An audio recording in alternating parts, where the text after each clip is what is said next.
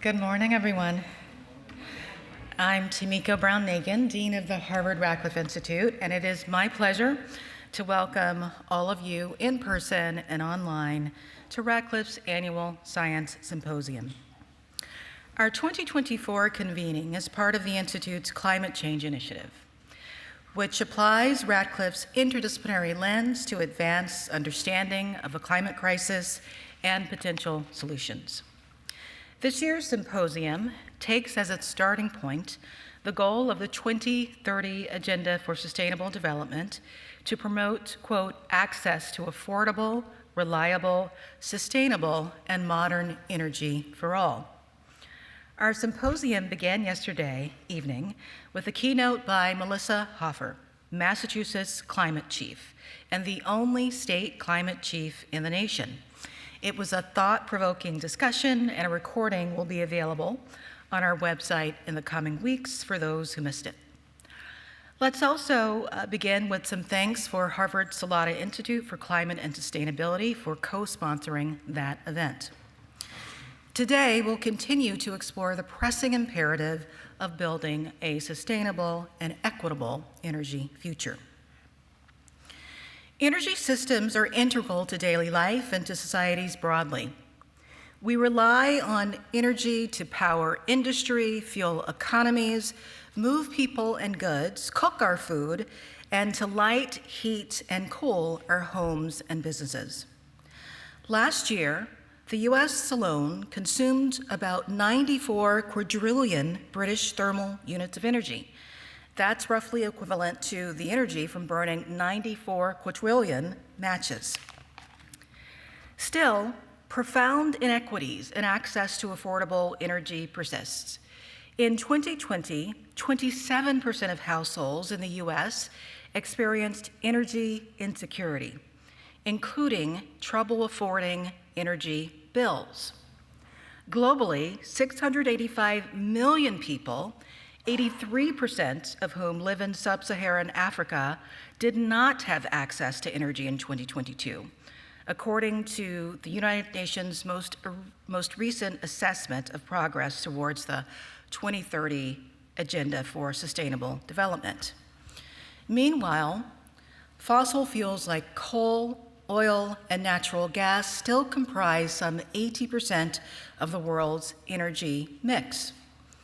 The production and use of fossil fuels emit carbon dioxide and other greenhouse gases that trap heat in the atmosphere and, as evidence indicates, are the most significant driver of human-induced climate change.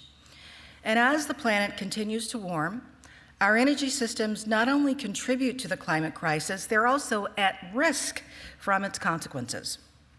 Extreme weather threatens processes and infrastructure needed to produce and transmit energy.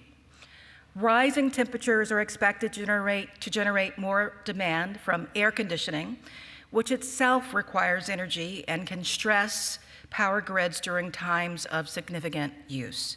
In short, energy and climate are interconnected. In this context, scholars, engineers, policymakers, industry leaders, and communities are exploring alternative sources of energy to curb greenhouse gas emissions and advance the sustainable development goal of clean, affordable energy for all. Familiar alternatives include renewable sources, the majority of which are also carbon-free, like wind, solar, and hydropower.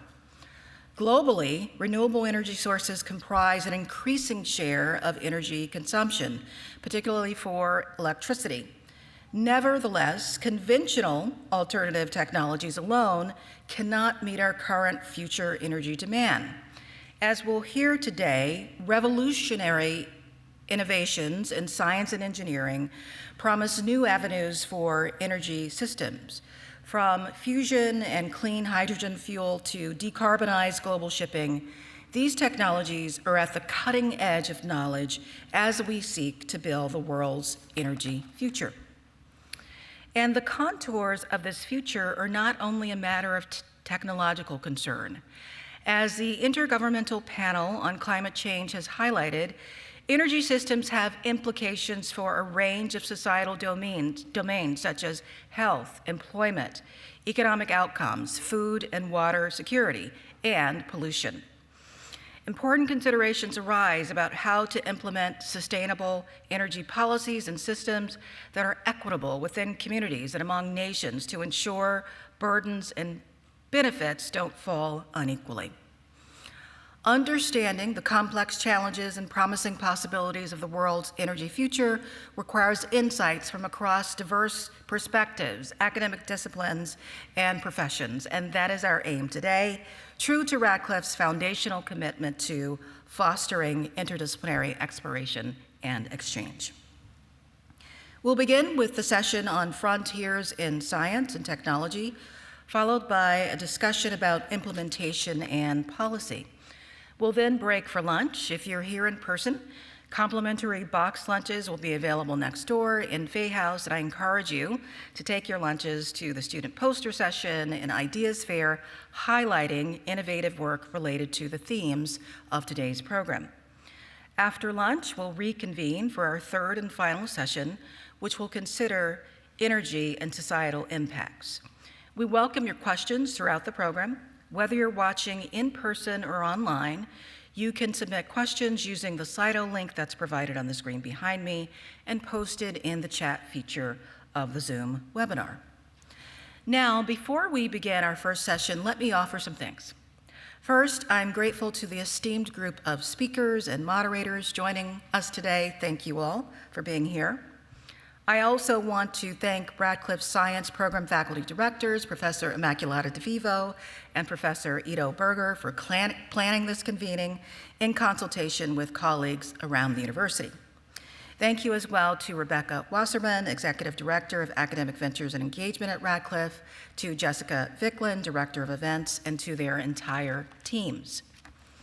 I also gratefully acknowledge Radcliffe's Artis Butler James Fund for Science, which is supporting this symposium, as well as members of the Radcliffe Institute Leadership Society and all our annual donors. Your generosity keeps Radcliffe programming free and open to the public, and we thank you. I'm also grateful to the Salata Institute for Climate and Sustainability at Harvard University for their co-sponsorship of the student poster session today. And finally, thank you to everyone in our virtual and in-person audience for joining us. And now I'm pleased to kick off our first session, which will be moderated by Nicola de Blasio. Nicola is an associate with the Environment and Natural Resources Program and the Science, Technology, and Public Policy Program at the Belfar Center for Science and International Affairs at the Harvard Kennedy School. His research examines energy technology innovation and the transition to a low-carbon economy, and his work spans business, academia, civil society, and government. His numerous publications include the book Value of Innovation, which he co-authored. His previous roles include Vice President and Head of Research and Development, International Development at energy company Eni. Now, please join me in welcoming Nicola and our first panelists to the stage.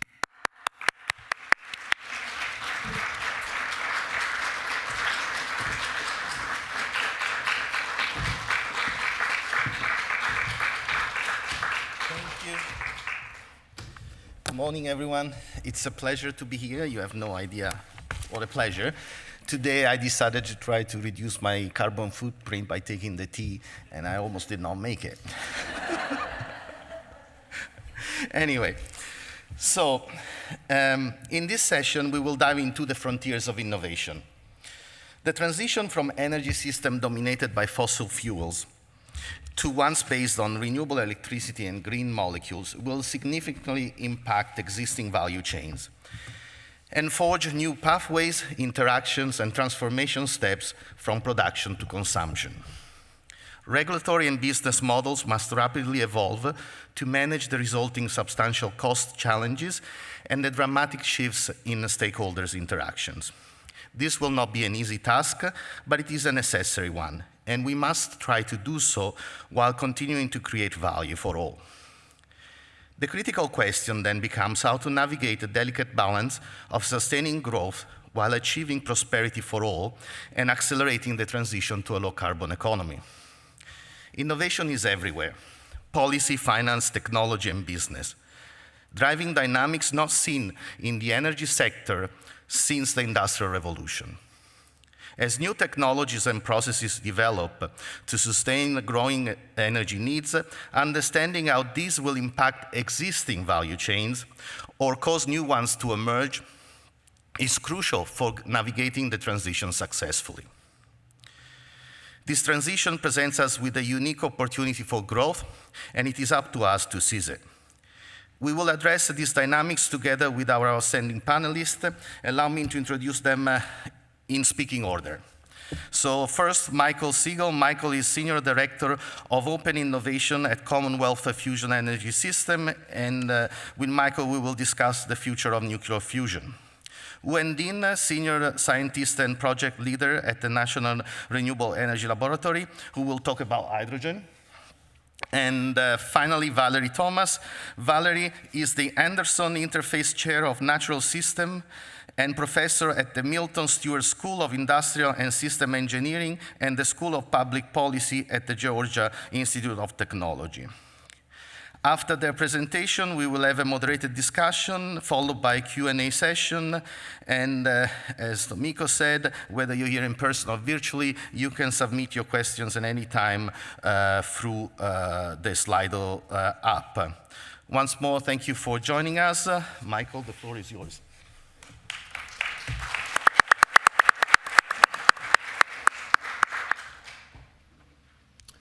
Hello. First of all, I want to thank the organizers for the invitation and for the opportunity to speak. I think it's a really, really exciting time because, as the Dean basically said, energy is upstream of everything, and we are changing the way we make energy. So it's a very exciting time to be in this space. My name is Michael Segal. I'm Director of Open Innovation at Commonwealth Fusion Systems. We are an MIT spinoff. We're about an hour drive from here, and at the moment we're the largest private fusion company. So the title of the talk is From Grams to Gigawatts, and the reason I chose that title is to try to situate fusion among other energy technologies. And this is a picture, not of fusion, this is a picture of grid-scale lithium-ion battery energy storage. And this is being deployed very rapidly today. It enables intermittent renewables to provide energy day-long, year-long, increase their availability. And we think about how much energy it stores in an amount of stuff in terms of watt-hours per gram, right? So it has about 1/3 of a watt-hour per gram. And you can think about this in terms of a 100-watt light bulb, running for an hour. How much energy does that consume? How many grams of storage do you need?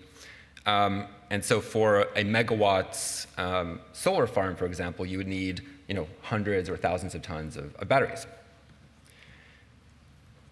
Okay, natural gas, very rapidly being deployed, available in lots of places, easily accessible, relatively clean, relatively affordable. It has an energy storage density that's much higher than batteries. It has a chemical energy storage, 14 watt-hours per gram. We have some speakers on hydrogen coming up, very exciting energy storage material, a much higher energy storage capacity still of 39 watt-hours per gram. Okay, so you know where this is headed, right? So this is a picture of the inside of a fusion device called the tokamak. And the way this works, first of all, you get the people out. Then you get the air out. You put in a fraction of a gram of hydrogen gas. And you use those, you see those kind of bars, those windowed bars? Those are basically microwave antennae that heat the gas. And so you heat the gas, and how much energy do you get? You get 100 million watt-hours per gram. This is more than any chemical storage medium. This is more than nuclear power. And the product is helium gas. So here we have an energy technology where you have abundant fuel. It changes the way we think about energy security. There's no nation that doesn't have access to the fuels. It's relatively clean. There's no runaway. There's no meltdown. And it's incredibly energy dense, right? So this is the promise, the excitement of fusion energy. By the way, this is a colleague of mine, Ted Golfinopoulos at MIT, inside the MIT reactor CMOD that closed in 2016. Okay, so why don't we have fusion devices? Where are they? They're so promising. So I think what is not well understood is that for about 50 years, fusion devices improved their performance faster than Moore's law. This is a logarithmic plot, and on the y-axis is basically how good are we at fusion. It's pressure multiplied by time. And we had this exponential increase in performance up until around the year 2000. And then we flatlined it. We never quite reached break even, which means more energy out than in, until just a couple years ago in a pretty sophisticated laser experiment called NIF. So what happened? Why did we flatline for 20 years? It's because we realized that to continue this growth, we needed to build bigger and bigger devices. And bigger devices are harder and harder and slower and more expensive to build. But that didn't stop us. The largest scientific experiment on Earth is a fusion experiment. This is a picture of the magnets that are being built and assembled for that experiment. The magnets are 4 stories tall. This is a $60 billion, the number is in debate, but DOE estimates it's about $60 billion. It's decades long, many countries, they have their own currency. This is really a shining example of human ingenuity, cooperation, but also this is a tough experiment to place on a commercial roadmap to solve our climate crisis, right? And so this was a destination for the community for a long time, for decades, and still is. It's an ongoing experiment.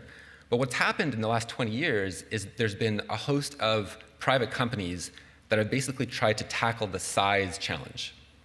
We're all trying to make smaller, faster, more economical devices in our own way, right? So CFS started with the most mature technical pathway, which is the tokamak. It's a particular kind of fusion device. And we shrank it. The way we shrank it is we used a new kind of superconductor. We made a better magnet. This is a picture. This magnet that you see here, it's inside of a case, but you can see the sort of the solid silver outline. That's about 60% the scale of our full-size magnet. And this magnet allows us to produce the same physics as the ITER machine, but much smaller, much more cheaply, right? Such that we can go to Devon's, buy 50 acres of land, and build a building and build a machine. I'm looking for a time. Good, okay, 4 minutes. So that's what we're doing. I'm going to skip this. So we have a magnet technology.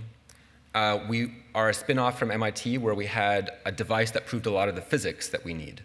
We have cooperated with a lot of national labs, universities, international organizations to prove out the physics. We've demonstrated the technology. And where are we now? What we're doing now is we're actually scaling to volume manufacturing. If you come visit us, you will see what looks like a factory that's spitting out, car-sized objects. We call them pancakes.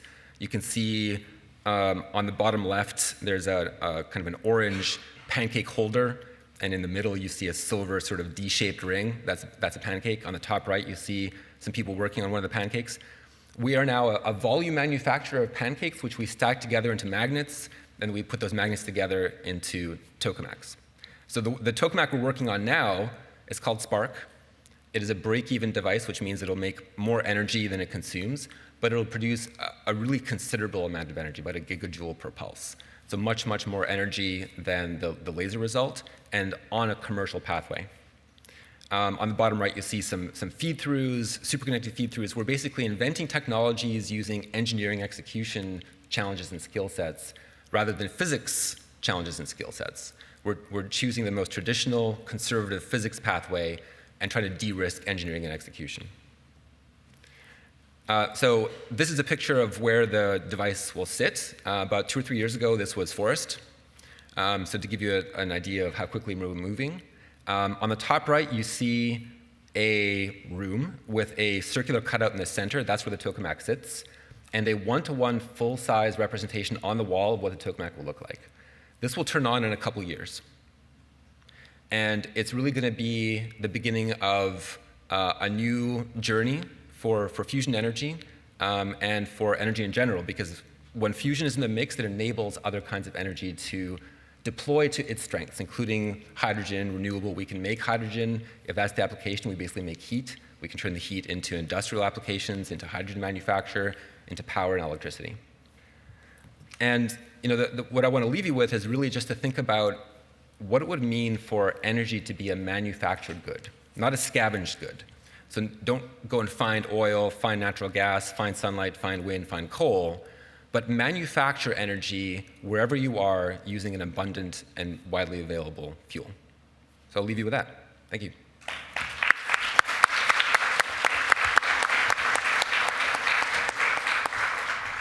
Huyen, please.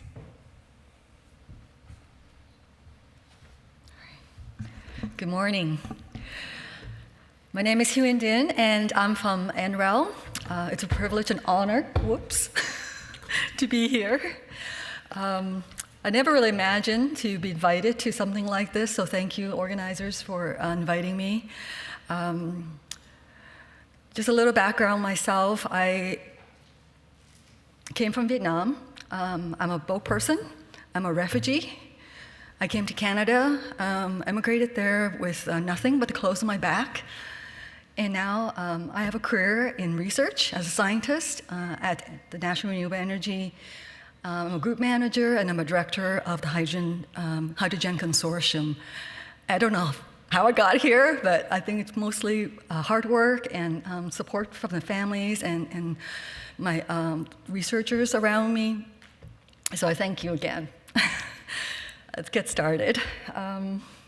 Today I'm going to give a talk about the important role of hydrogen, how it plays a vital role in the clean energy future. But before I start, I'd like to talk a little bit about NREL. NREL is one of the 17 DOE national labs. Our mission is renewable energy and energy efficiency, and we're located in the beautiful Golden, Colorado.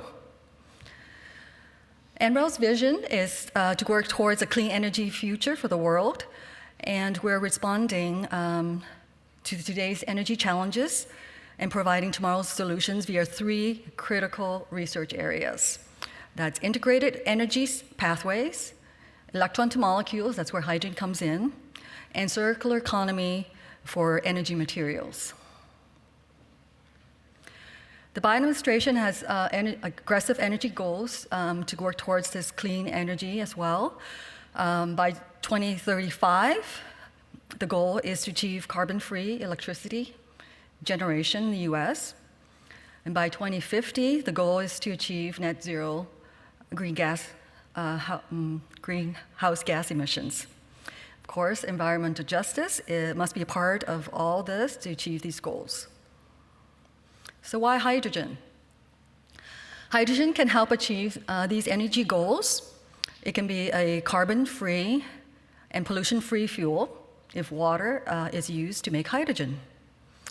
It can enable decarbonization of challenging sectors like cement, steel refining, chemical industry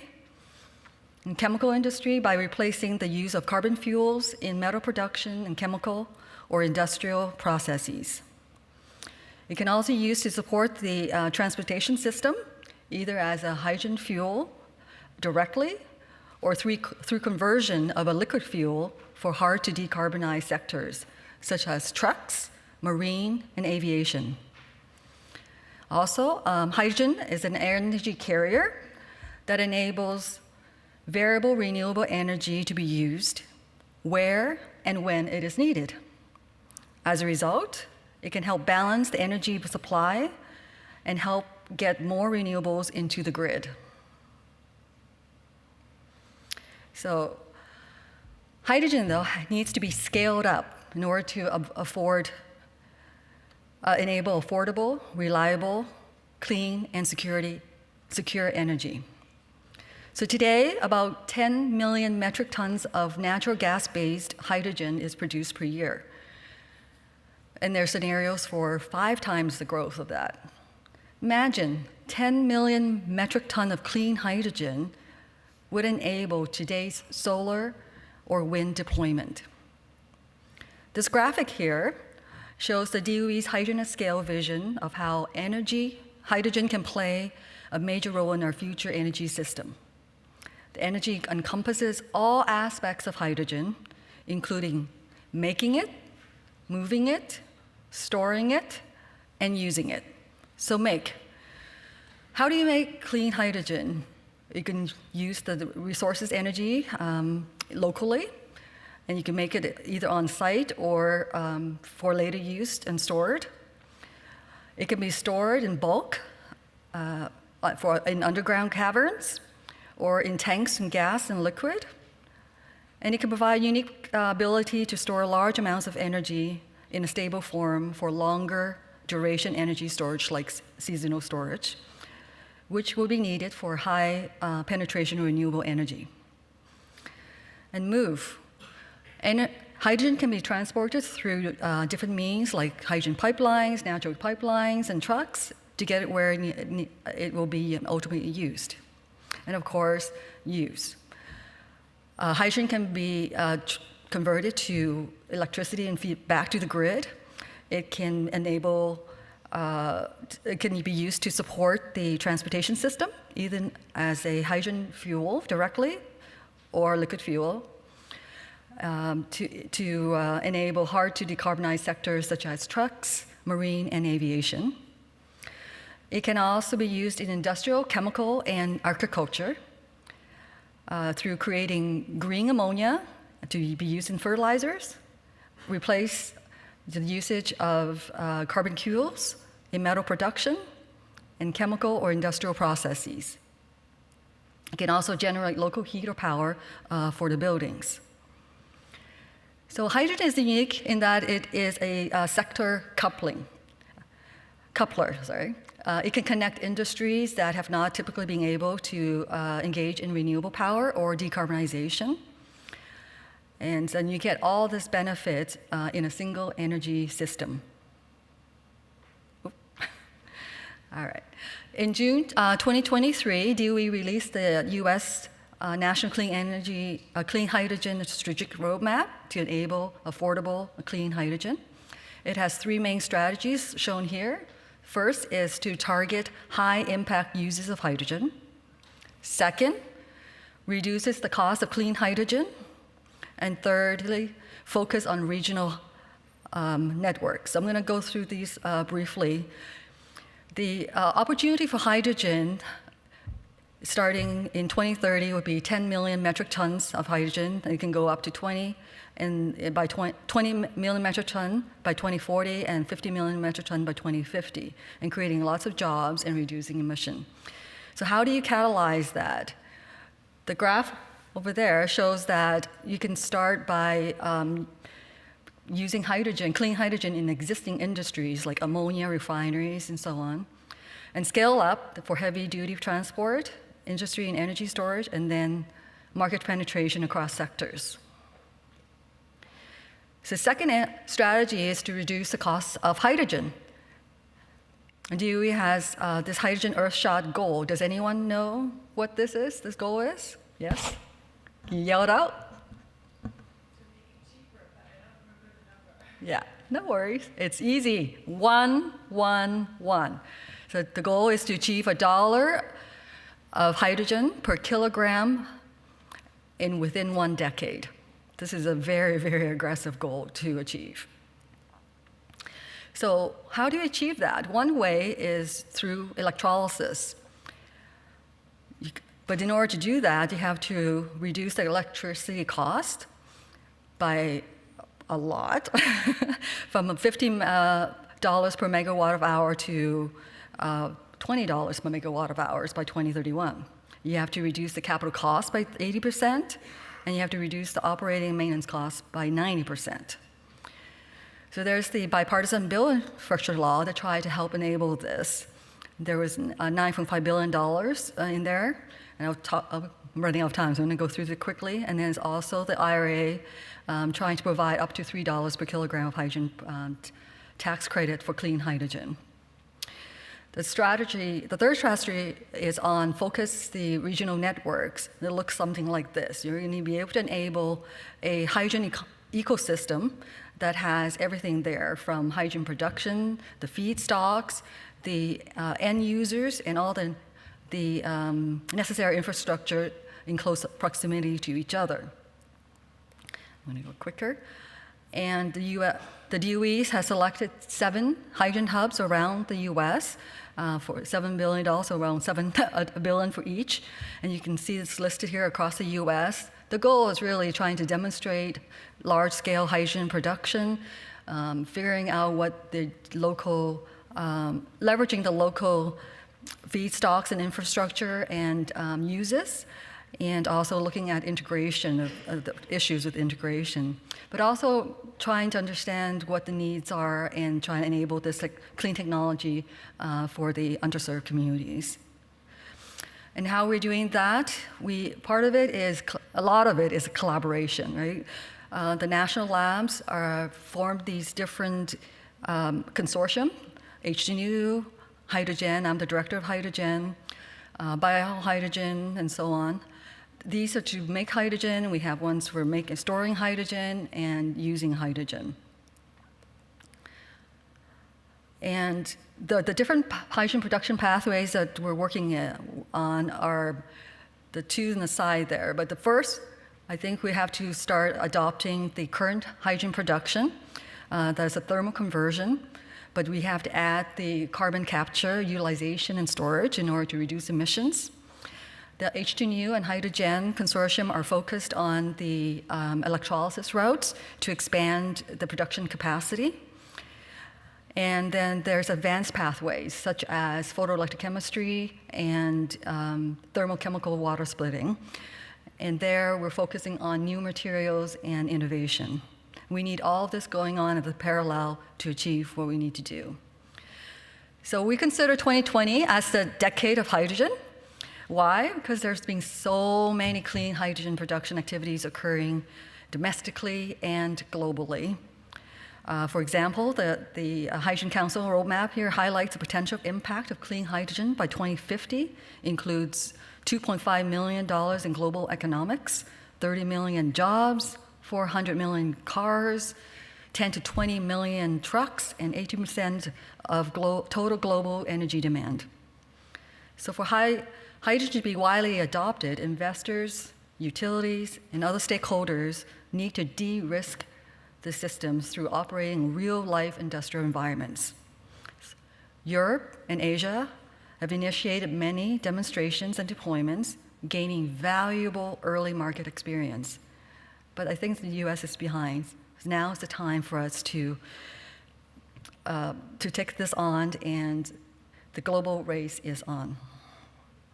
I just want to conclude by saying that clean hydrogen is one solution to the clean energy system.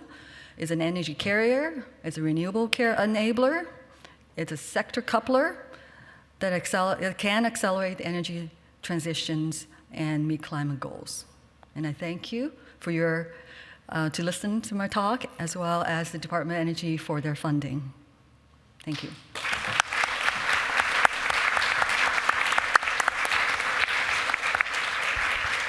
Valerie, please.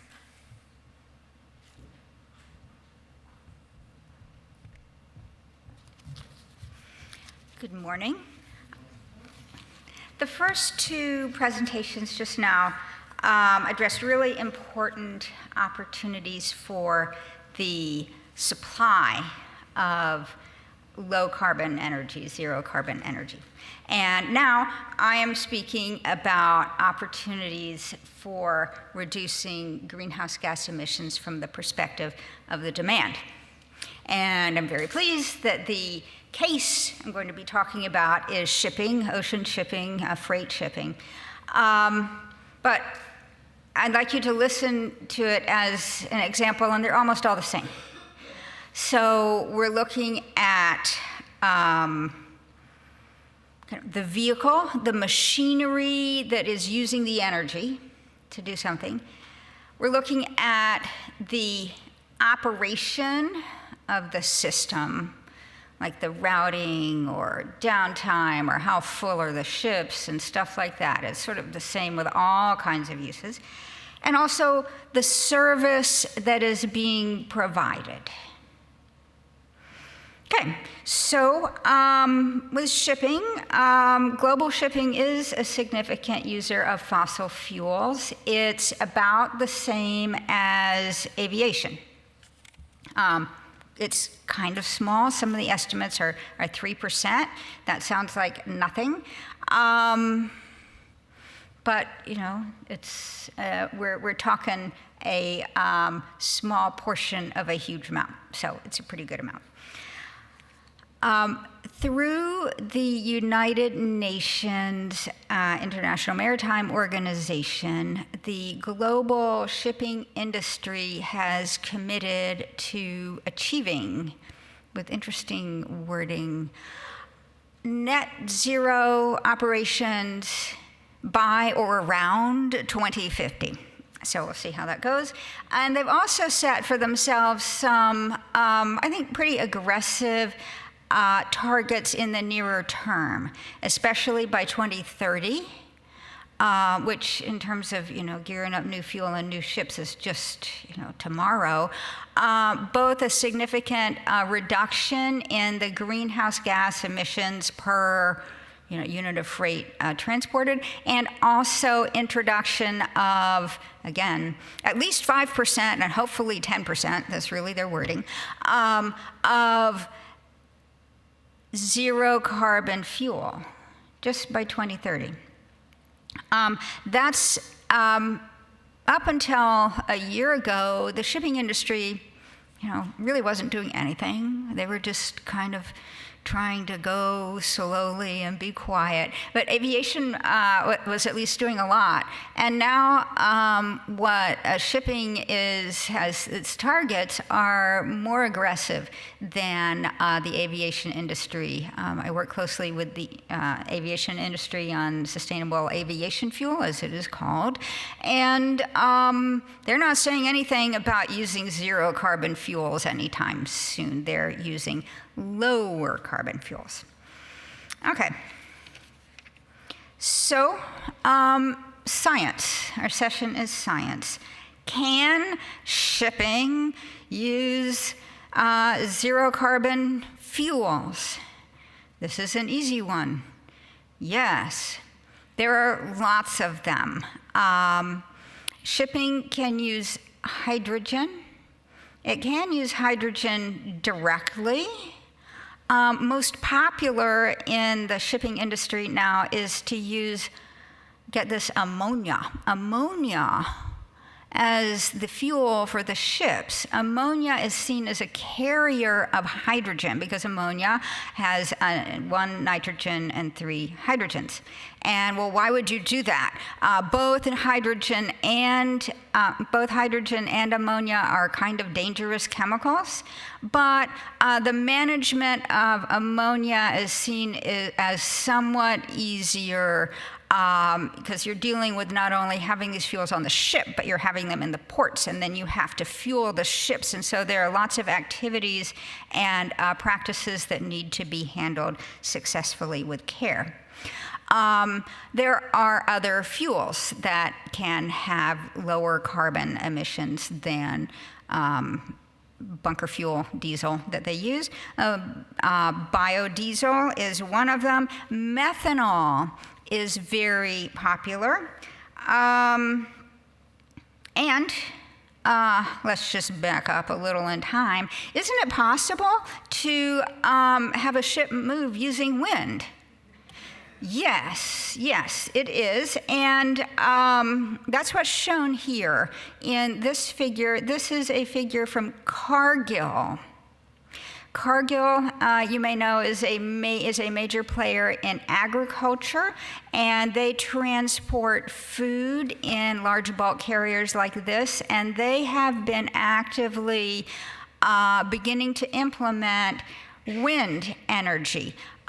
These are vertical turbines, and they're used in concert with petroleum fuels to replace a significant fraction of the fuel. So that's one option. This is a bulk carrier, kind of meaning basically you pour your stuff into the ship. There are also container ships. Maersk is a major player in container transport. Those are the ships that you see with all the boxes stacked up.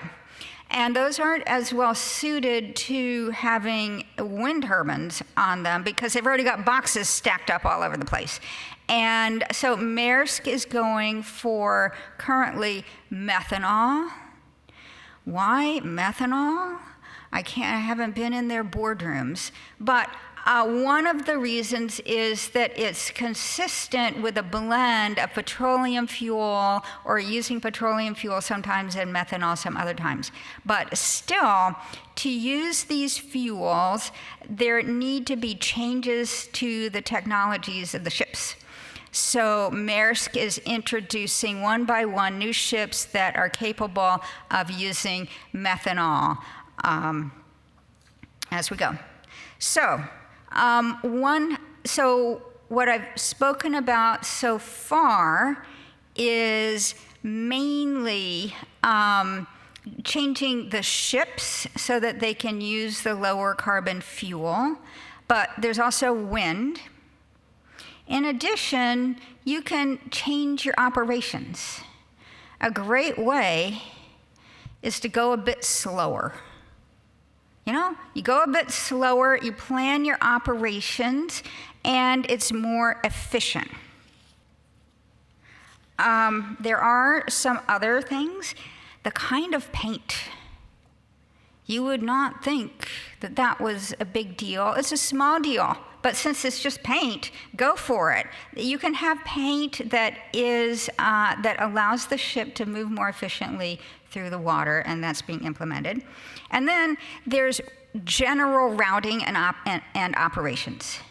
Can the routing of ships be managed to be shorter routes or more efficient routes? Can ships not go home empty all the time?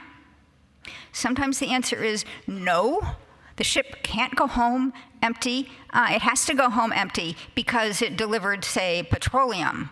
And you can't swap out petroleum one way and wheat the other way. But there are some opportunities. Okay. Water transport is great. It is so efficient. So an answer is not, let's manufacture in America. Then we won't have to transport all these things from, there's so much jingoism these days, especially these days, but, we won't have to have our things made in other countries. We'll make them in the US, and then we won't have to ship them. If you transport your manufactured goods by truck, which is how we tend to do things in the US, especially these fancy manufactured goods, it could be worse than bringing goods across the Pacific.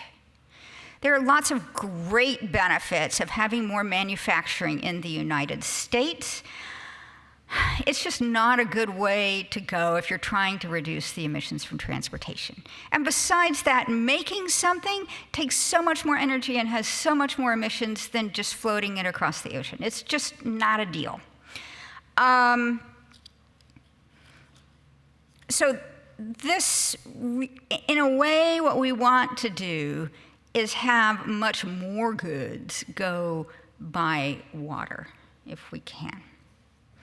Okay, my helper can help me get to my last slide. There we go, and this one has some complexity here. And the question is, all right, can we make these? Can we go as an industry to, net zero? Let's get there. There are lots of issues. I'm just focusing right now with this slide on the US because it's the one I know best. It's not a one-off deal. It's not just the shipping industry that wants to go to zero. Aviation wants to go to zero. Cars want to go to zero. The whole economy wants to go to zero, and everybody's going to be competing. One of the resources that's important for some of the low-carbon fuels is biomass.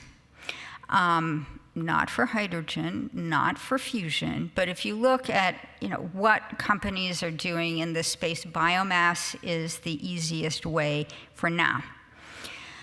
And I think this is kind of an interesting slide because it shows many things. It shows on the left just transportation liquid fuel consumption in billions of gasoline gallon equivalents, and it's around 225 with the gray bar, which was for 2019 in the US, and it shows, as you would expect, that gasoline is the most, and diesel is the second most, jet is the third most, and residual oil, which is for shipping, is that little tiny tweak down at the bottom. Okay, and then it shows with the colors what these are used for, and it confirms that marine is down there with the residual oil. The US Department of Energy, thank you very much, has projected what our transportation fuel use might look like in 2050. That's the third bar there. Note that it's a little shorter than the first two bars, and that the top green bar, light-duty vehicles, is shorter. That is the projection that many of the light-duty vehicles, the technical term for cars, many cars will be electric vehicles, so they won't be using liquid transportation fuels, they'll be using electricity. Notice it's not zero. And then the medium-duty vehicles, about the same. Notice that aviation is larger, and in your imagination, it looks like the marine could be a little larger too. Then, in this box over on the end, they've done a kind of explosion of just that bottom bit. So the scale over here just goes up to 75 billion gallons of gasoline equivalent, and just shows the off-road, the rail, the aviation, and the marine. Okay, around 62 it says, billion gallons of gasoline equivalent. Then it stacks up in this green bit here. What do we think the United States could manage to do while respecting the environmental limitations of our forests and farms, both in terms of just, not taking too much ag waste from the soil, not cutting down forests too much, and so on, and not even interfering too much in the existing industries of forest and agriculture? What could we do? And what you see is it's almost enough, with even a whole bunch of things like algae and municipal waste and energy crops and forestry and vegetable oil and starch, that means corn. We cannot quite do all that. So what it means is that, in my last sentence, we can, if we stop using all the biofuel we're using for cars right now and suck it over to be for aviation and biofuels, we can almost do it. Thank you. Thank you.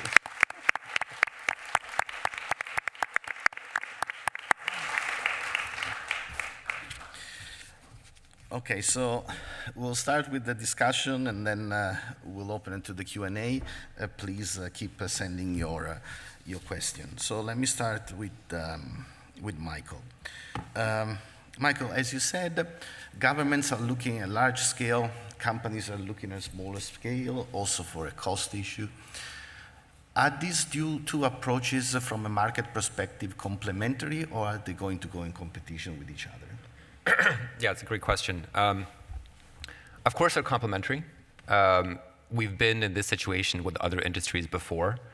In the US, the intent of the FFRDCs, or federally funded research and development centers, is to help industry. And right now there is a lot of conversation around swim lanes. Private companies are building the devices that public programs used to build. And so there is ambiguity, and CFS and other companies are involved in those discussions. And what we see is a pivoting of the large government programs to pursue enabling activities, including workforce training, basic science, test stands. Fusion has really remarkable operating conditions that are very hard to recreate. And all the fusion companies require input and understanding on material performance under these conditions.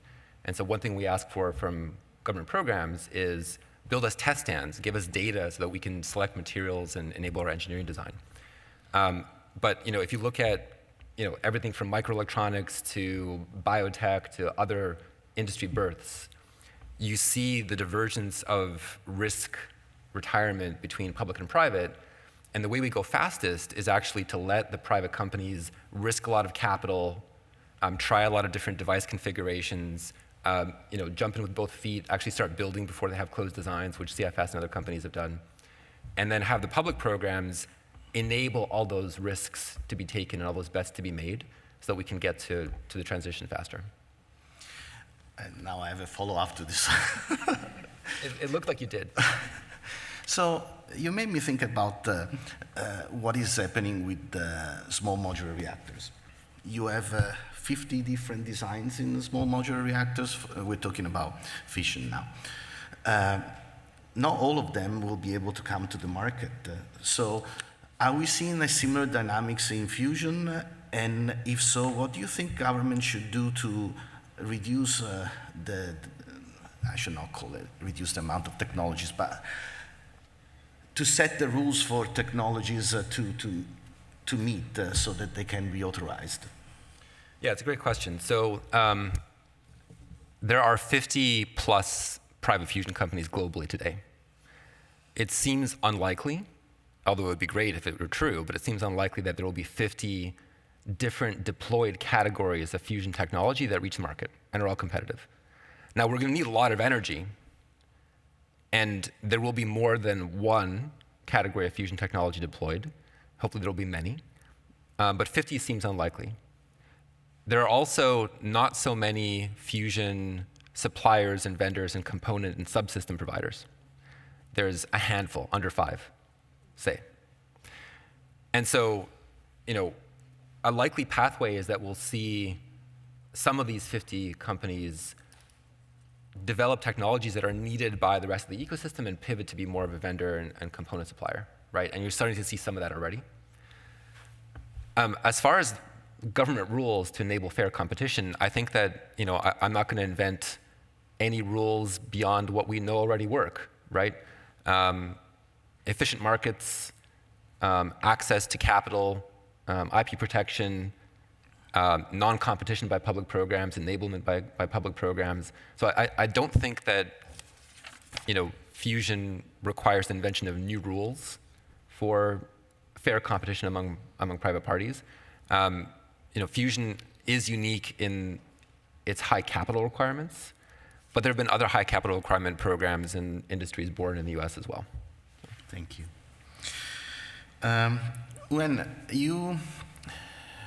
When talking about hydrogen, clean hydrogen, green hydrogen, it's always a lot of semantics. In the US, we talk about carbon intensities. In Europe, we talk about colors.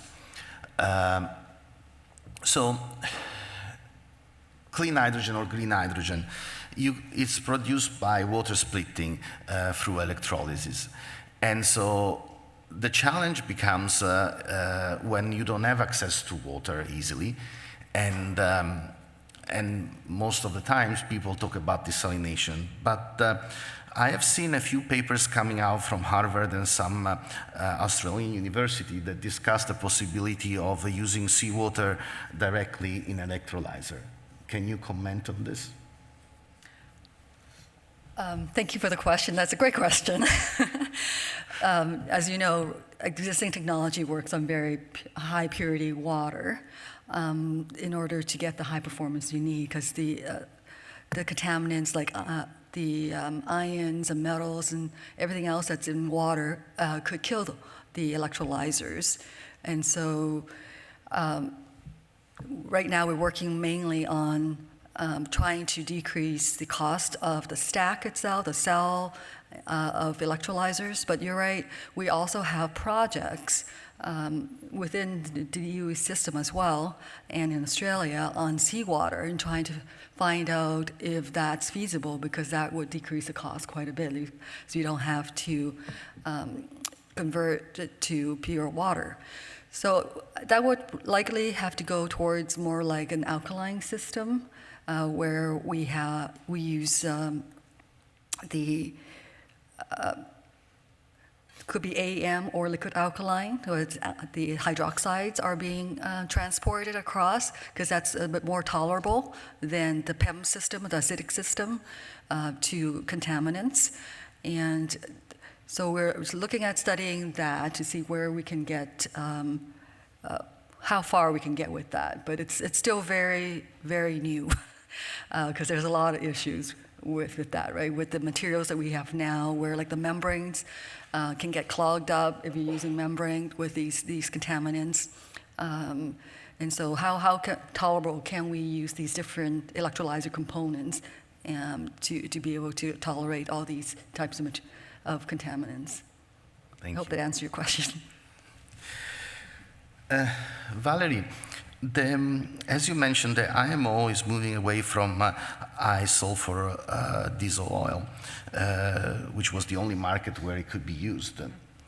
And so, as you mentioned, shipping companies will have to redesign their ships, either by fitting them with scrubbers to remove the sulfur, or moving to new forms of new fuels.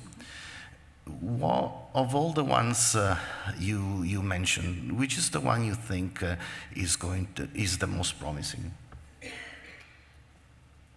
Okay, thank you for the question. The first answer is I don't know, but I'm really surprised at what the shipping industry is focusing on. They've been focusing on green ammonia and methanol.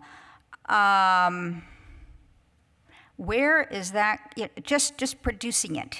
So I would forecast. I love forecasting because I could be wrong. I would forecast that shipping might start using biodiesel. They're not mentioning that at all, because that's being produced, and as we produce more sustainable aviation fuel, biodiesel is kind of a byproduct of that. You get it anyway. So that is on one hand, and on the other end, I'll give you a second answer.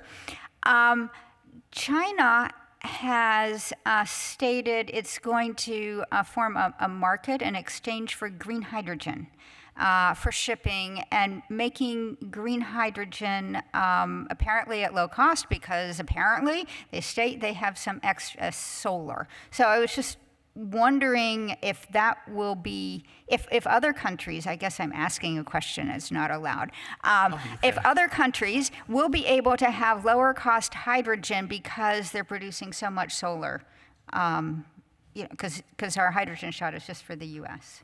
So I'll try to answer your question then.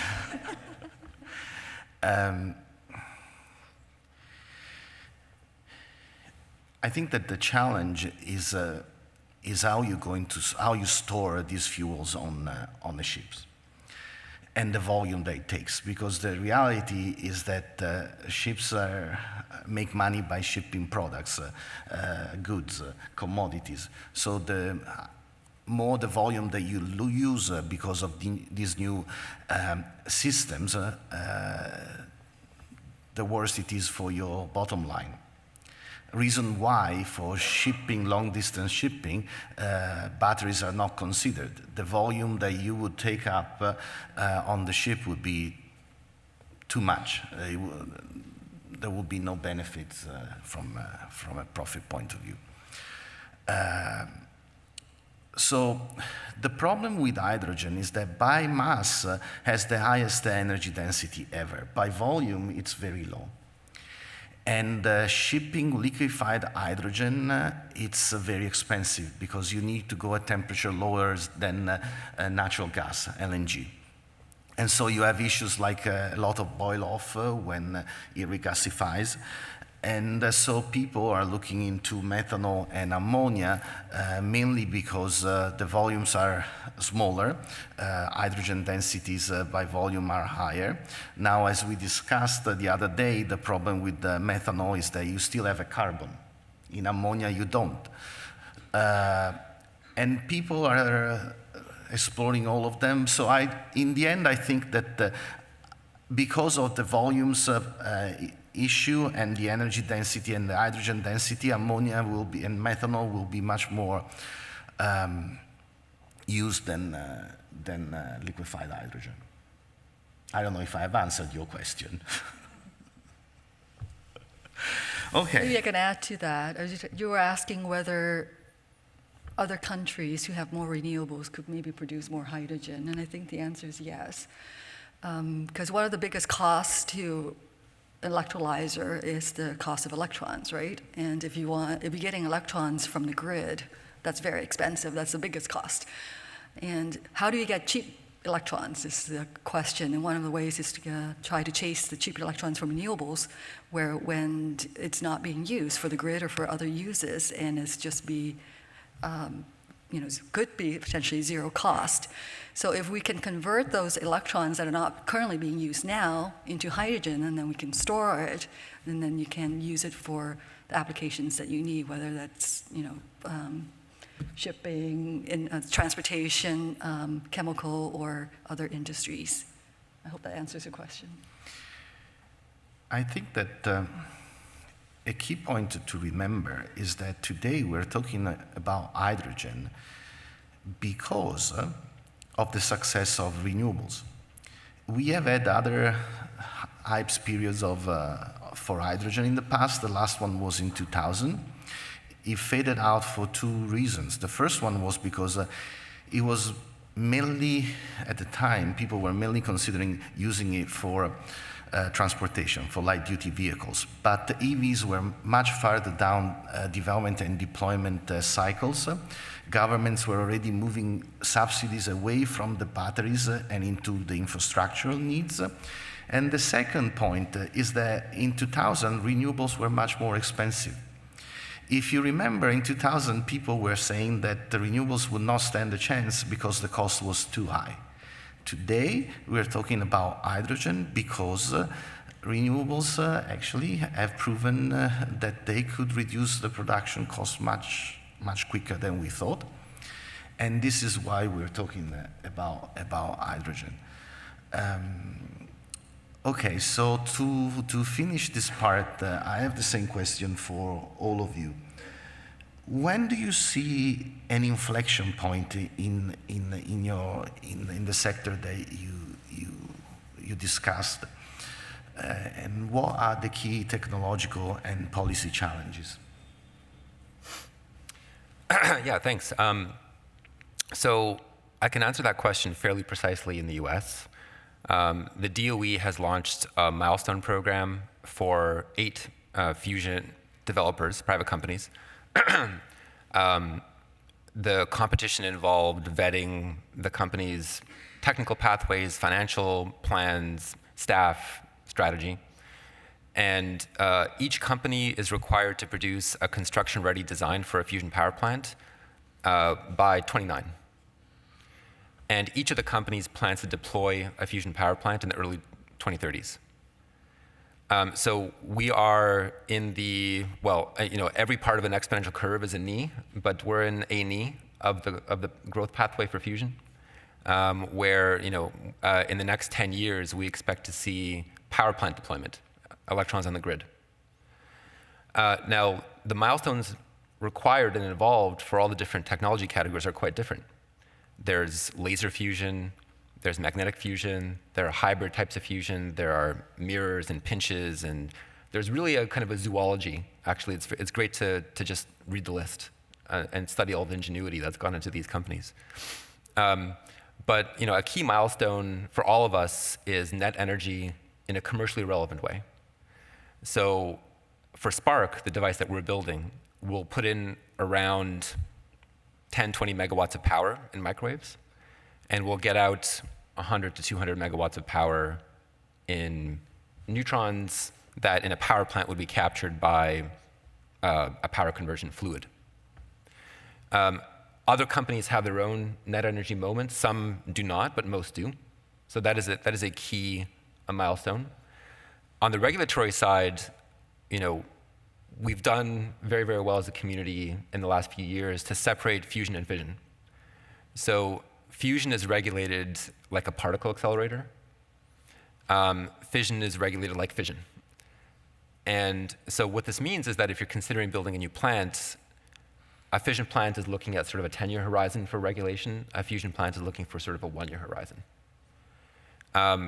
But this is not the case in every country, in every market. And so we're pursuing regulatory harmonization, market access in other countries and other jurisdictions. And the progress has really been tremendous. We see just in the last 2 years, multiple countries pivoting to 2030s deployment timelines and to friendly regulatory environments, recognizing that fusion really is a different animal than fission. So I would say those are two of the key milestones for all of us. Thank you. If I can answer your questions in terms of timeline, I think the next 5-10 years is critical to see where hydrogen will go and be successful. Within the DOE program, it's always been very minimal funding, like $100 million a year. The bill allows it to have in the billions a year. So there's a lot more funding towards accelerating this technology into demonstration and deployment. As a scientist, we're working on the materials itself, the catalyst, the membrane, how to make it better, high performance and durability, and lower cost. But at the same time, we have to also looking at how to integrate it together, right? So we're looking at translational type of testing, the stacks level and the larger stacks. But what's integral now is the 7 hubs across the U.S., right? It's getting people together and looking at leveraging the feedstocks that they have there. Like, for example, in California, it's all about renewables, making green hydrogen and leveraging the different uses that it's needed there or has there so that they integrate together. So integration is a huge issue that you don't know anything about it yet.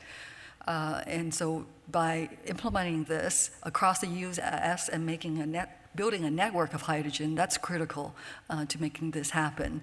And focusing on specific uses of hydrogen is also important, right? For example, heavy-duty vehicles, they are willing to pay more hydrogen. It makes more sense for hydrogen to do that than EVs because it can go longer distance, and it has a specific route that it keeps on. And so we can build hydrogen fueling stations along that route. As an example. So I'm really excited to see all this happening at the same time, and manufacturing as well, looking at how to scale it all up, looking at the supplier chain of all these components that we need to make hydrogen. We have to do all this at the same time because time is short, right? We need to do this within 5 to 10 years, and we don't have a lot of time. So I'm glad to see there's more funding towards that to accelerate it, and private investors too. Thank you. Okay, we need to increase the production of these fuels by a factor of 100. We can't do that really quickly because you've got to build facilities that are producing 1 billion gallons a year, and that is a little bit slow. So the fastest we can go, I think, is to increase production by a factor of 10 in the next 10 years. And possibly, so that would be 2034. And then perhaps in 5 years after that, we could get all the way if we wanted. I am cautious and concerned about hydrogen production because it's so expensive, and companies building vehicles that would use hydrogen are struggling to find buyers that will. So I'm worried about a second crash of hydrogen. Okay, so let me go to your question, guys. We have all sorts of questions, so let's try. Michael, what is the expected timeline for CFS to produce a fully commercial device? Yeah, early 2030s. So we have 4 steps in our timeline. Step 1, understand the physics of high field devices. That was completed with the CMUD tokamak at MIT. Step 2, demonstrate a high-field magnet technology capable of shrinking the device. That was done in 2021 with MIT. Step 3 is build the Spark tokamak that demonstrates net energy, 100 plus megawatts of fusion power per pulse for 10 seconds, about a gigajoule of energy. That will be done in the next 2-3 years. And then step 4 is to deploy a power plant. Spark is most of a power plant in terms of number of systems, but it doesn't capture the neutrons that are produced by fusion into heat. They are basically captured in cement. They're stopped by cement walls. And so, we add a fuel system, we scale Spark, we understand operations, and so the primary mission of Spark is to de-risk ARC, which is the name of our power plant. The timeline for that is the early 2030s. Just like the other 7 milestone winners, they have the same timeline. Thank you. On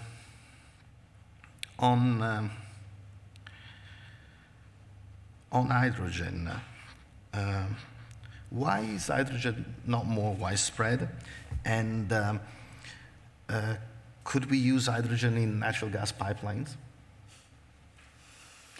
Thank you for the question. Yes, why is hydrogen not more widespread? Well, we're making 10 million metric tons of hydrogen today, but it's from natural gas, right? Imagine if we can replace all that with clean hydrogen and then be able to use it, infiltrate it into, use it in existing industry today that already use hydrogen. That would be terrific, right? What was the second part of your question? Natural gas pipelines. Yes. Currently, yes, about 10% of hydrogen can be inserted into the natural gas pipelines and transported. People have done that, but there are also people so the Houston Hydrogen Hub is currently using their existing natural gas pipeline to transport hydrogen. So you can do it now, and people are doing it around the world. But they're also building, I think, hydrogen-specific pipelines for the future. Thank you. Valerie, there is a question asking if you could elaborate when you mention biomass, what do you mean by that? Yeah, what is biomass? So biomass means any kind of plant, basically. It can also mean animal wastes. And one issue is that the carbon that is in biomass has come from the air, and then the fuel will have a carbon or two in it, but when that's released, more or less that's replacing the carbon that the plant absorbed. So it can be closer to a net zero fuel. So biomass means forest waste. It can mean there are some energy crops like canola oil. We use a lot of corn. There a lot of waste oil is used. Animal fat is used in California. There are a number of, municipal waste is one that's difficult to deal with, but it's largely biomass. Thank you. Michael, on a cost basis, do you envision fusion to be able to compete with renewables? Yeah, so our cost predictions are that fusion will be among the lowest cost solutions of any energy source. But I also want to say that we sort of see fusion as enabling the transition and also enabling the deployment of other types of energy. There was actually a good study by McKinsey. There was a study by MIT. I invite you to read them about fusion deployment speed and costs. By providing firm baseload, the requirements for intermittent renewables are eased. They can be deployed to their strengths and rely on the presence of a firm, carbon-free, scalable, secure, no meltdown risk source.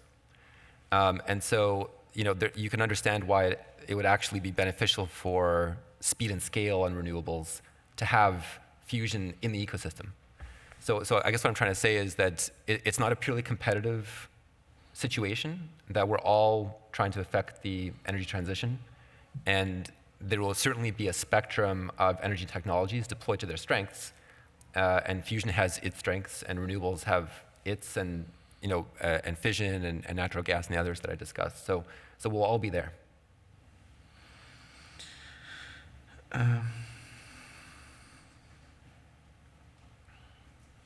Another question about hydrogen. What is the best storage for hydrogen? What was the question? Best way to store hydrogen given that it's highly flammable, which, by the way, also gasoline is. Yeah, that's right. Currently, it is stored in gas cylinders, right? It's compressed hydrogen. There are fuel cell cars out there that's carrying hydrogen gas in compressed cylinders. We're also looking at liquid hydrogen, but there's a lot of loss, as you saw. But we also have a project currently actually at NREL looking at capturing that boil-off of liquid hydrogen and how to make that more efficient. But for bulk hydrogen storage, people are looking at the underground salt caverns and pipelines in order to really move hydrogen bulk across, right? You need a lot of hydrogen. Cylinders is really for more small uses of hydrogen. And people, I mean, like all vehicles, right? When they are being tested, they have crash tests for vehicles, and they've actually shot a cylinder with hydrogen, and it's safe. So they work really hard to ensure that the safety of hydrogen when it's being carried on board for vehicles, as an example.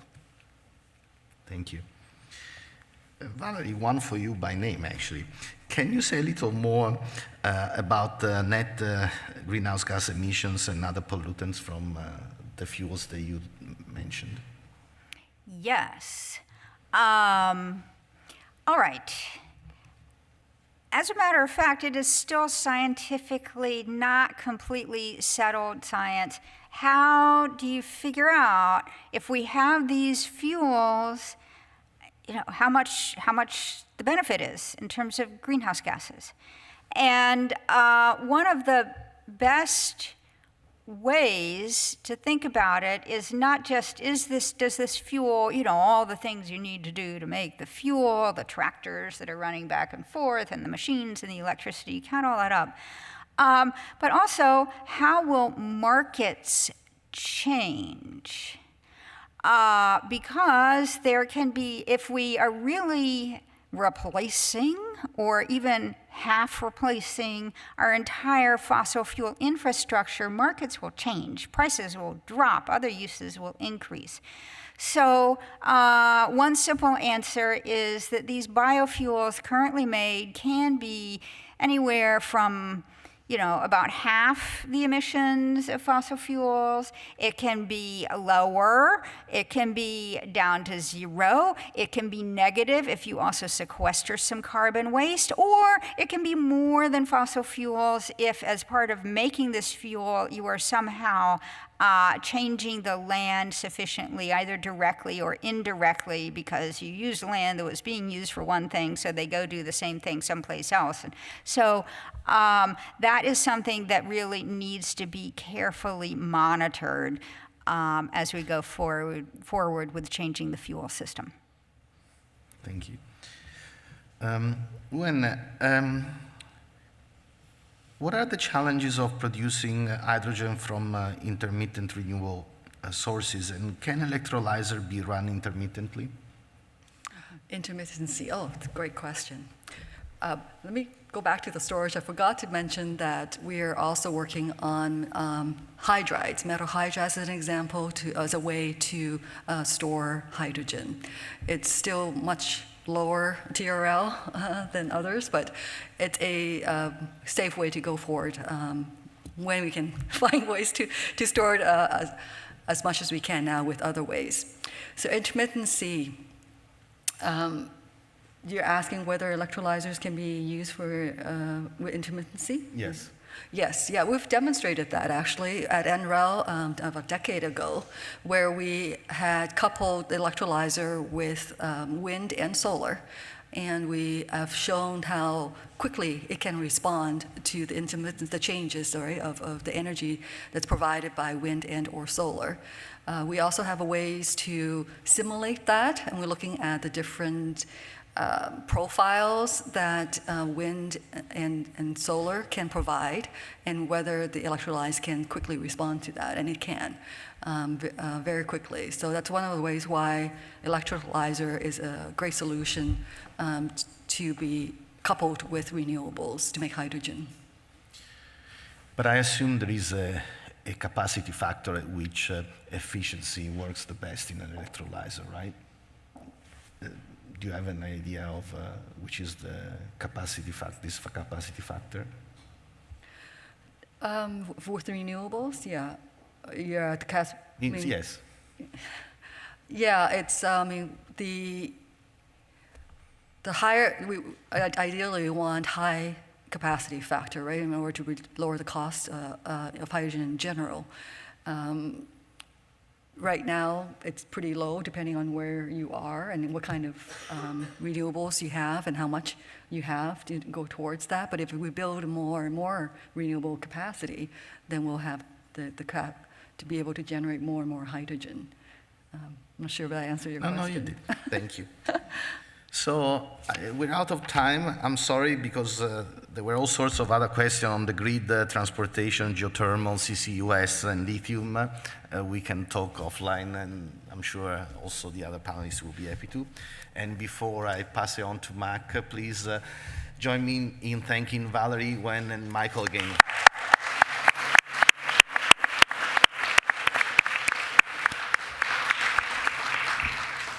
Hello, I'm Immaculata DeVivo, the melanemic faculty co-director for the sciences here at Harvard Radcliffe Institute and the professor of medicine at the Harvard Medical School. I want to thank Nicola for taking us through a fantastic session. Listening to the pipeline for fusion hydrogen, I was taken back to the Human Genome Project, where you have these huge, big science projects that it's not just the government, but private collaborations and partnerships. Took the human genome 35 years to come to fruition, and I think we're on the same sort of trajectory, so it gives me great optimism. And thank you, Valerie. I know now where the methanol is going.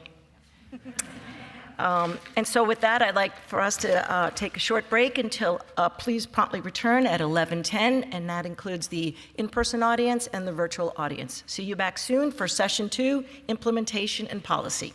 Thank you again.